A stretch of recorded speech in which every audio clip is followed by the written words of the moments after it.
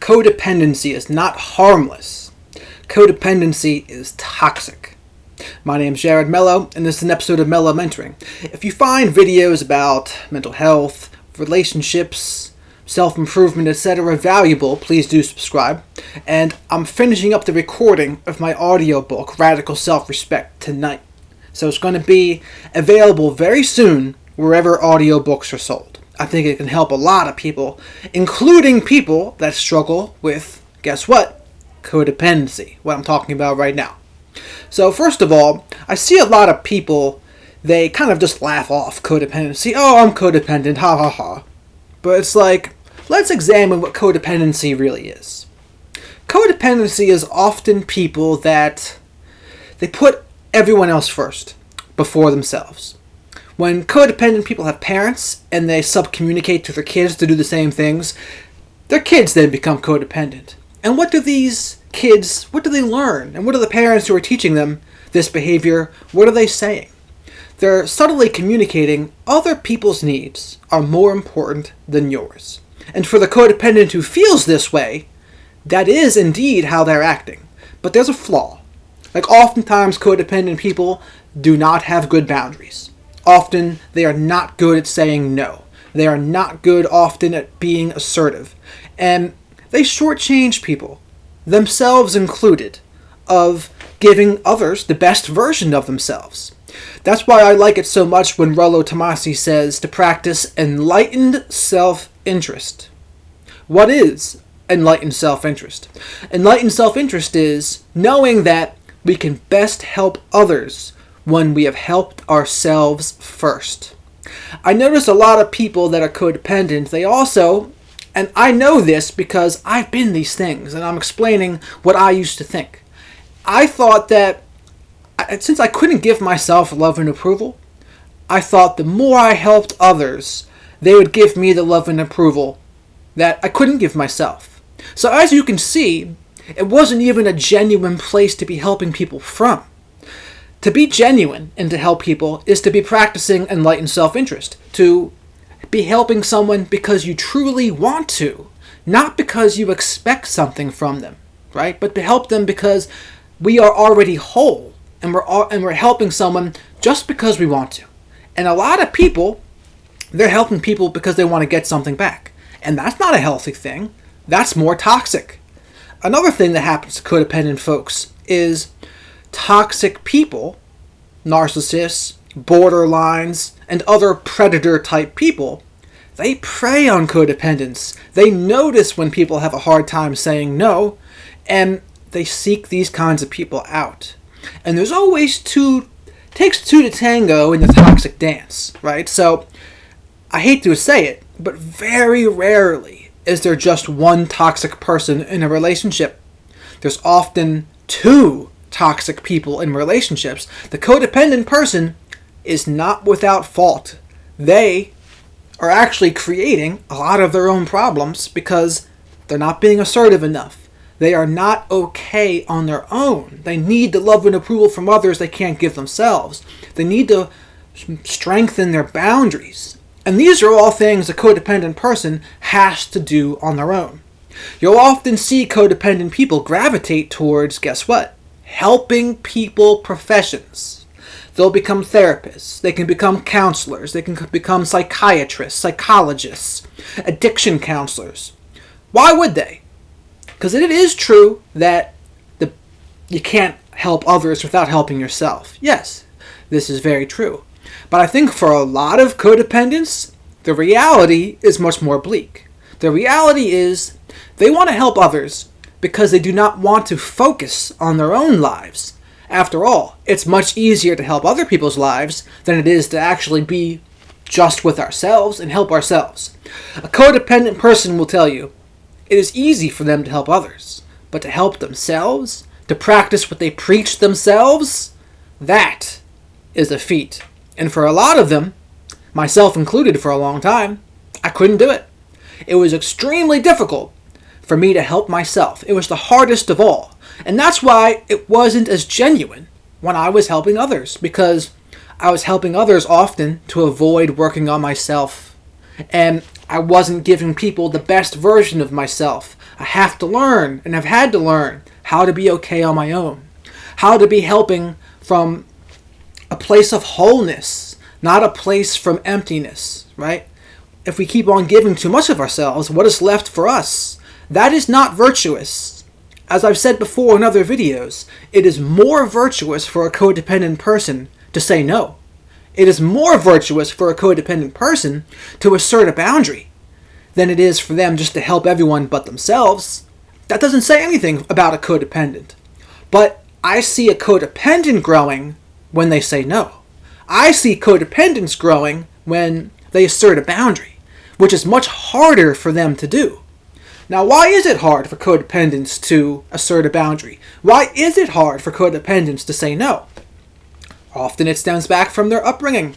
And maybe they've had a narcissistic parent, or a borderline parent, or a parent with some form of personality disorder, and they were shamed and guilted and discouraged from displaying any autonomy.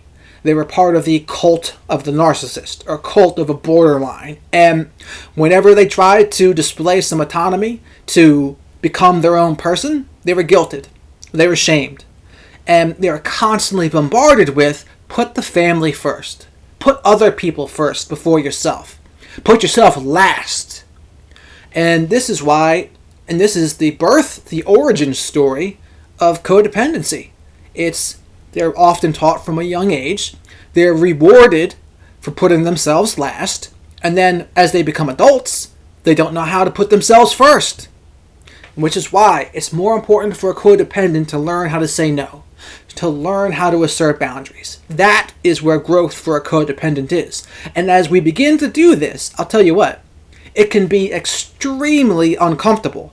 It will feel very foreign to us to try to enforce boundaries. It'll feel very guilt-provoking to say no. But the good part is, once we get over that initial hump, we can start to get jiggy with it, and we'll be able to say no with ease. And we'll be able to practice boundaries and assert boundaries with ease.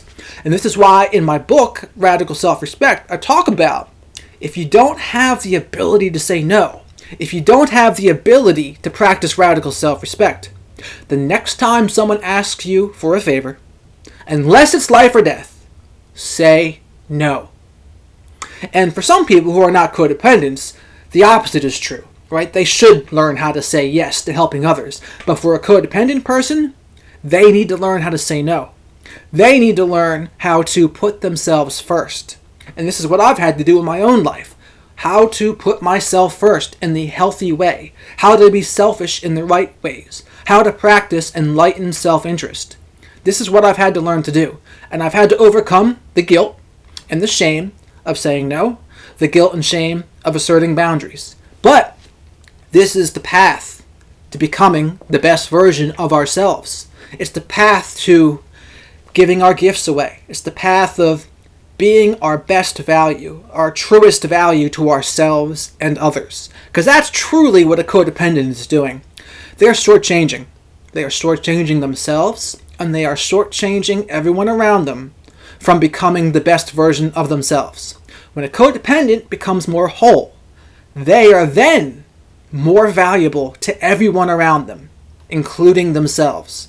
But it starts with being on their own. And for a codependent person, it's very difficult for them to be single. They often don't have hobbies. They often want to fix, manage, and control other kinds of people and focus on their problems. And often, the more toxic the person, the more problems the codependent has to focus on. You'll often see codependents with addicts and alcoholics too. And the funny part about that is, I've heard in Narcotics Anonymous before that scratch beneath the surface of any addict or alcoholic and you will find a codependent. And I think it's very true. Often a codependent person may try to cover up their codependency with alcohol or substance abuse. Not necessarily the best way to go about it, but to be truly good on one's own, to stand on our own 2 feet, by ourselves, with solid boundaries. That is the way to become virtuous. Because if we can't say no, if we can't practice radical self-respect, if we can't assert boundaries, we are not virtuous.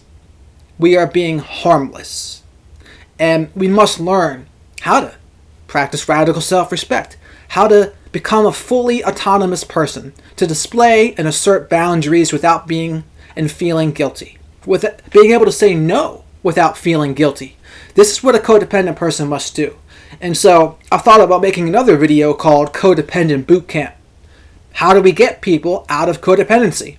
And that's also one of the reasons why I wrote the book, Radical Self-Respect, to get people out of codependency. Because me being codependent, that's how I attracted a female covert narcissist to my life.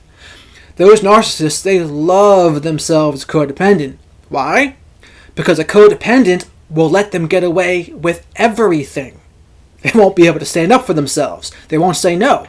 And a narcissist loves that kind of person because they'll be there for them forever, right? And this is why when I hear people talk about narcissism, and I hear people talking as if they're just a complete victim since a narcissist was in their life, it's like, no, that's only half the story. They played a part in attracting a narcissist to them. They absolutely did. And that's why I say codependency is indeed toxic, right? Like if you really don't want to do something, but you say you will because you're afraid to make someone upset with you and you're a people pleaser, that's not being genuine. That's lying and being manipulative about how you really think and feel. That is not healthy. That is toxic. And a codependent person in the course of a relationship with someone will do many toxic things that are really just lying, basically. They're lying about what they think and feel because they are fearful. They are afraid of other people's reactions. When I was more codependent, I wouldn't be able to say no because I was afraid other people wouldn't like me if I ever told them no. What I didn't realize was, subtly, others don't really respect codependent people nearly as much. They respect people that have boundaries. They respect people that can tell them no. So that when the person who does say no sometimes actually agrees to doing a favor, it's 1,000 times more appreciated because it's more valuable. Like what is less freely given often becomes more valuable. And again, my book, Radical Self-Respect, is a good outline. It's a blueprint of how to get out of codependency. It's how to stand on our own 2 feet, have boundaries, be able to say no, put ourselves first in a healthy way. And again, we don't have to say no to favors forever, but it is essential that we learn how to say no. It is essential that we become okay with just us and our own approval and what we think first, right? Thinking about us first. Thinking about how whatever we say or do is going to affect us first. This is more valuable for a codependent than just saying yes to everything that's asked of him or her, right? This is the path to healing. And so this healing path is never over. That's the thing. I've gotten a lot better with my codependency, but am I cured? No, absolutely not. But I do try to practice radical self-respect every day as an antidote to my codependency, very much so. And do I fall short in some days? Yes. But I saw a cool quote just today about, it was basically codependency, what the person was talking about.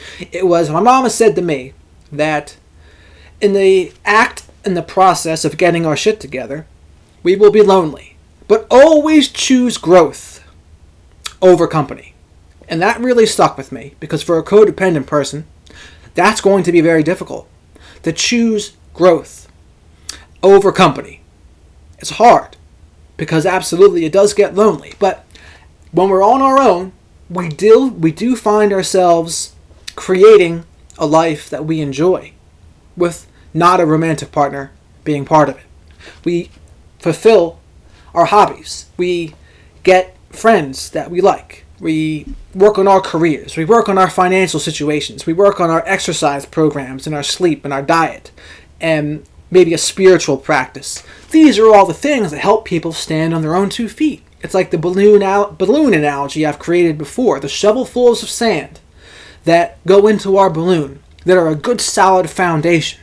Not someone outside of ourselves, not something that's going to blow our balloons up with hot air, but solid chunks of sand, good solid bases of a healthy life. That's what it's all about. So please let me know what you think about this video below. Do you agree? Do you disagree? Do you have anything to add about the topic of codependency? And I can't finish a codependency video without my favorite quote on codependency from Stephen King, which is, "When a codependent is drowning, someone else's life flashes before their eyes." Thank you for watching.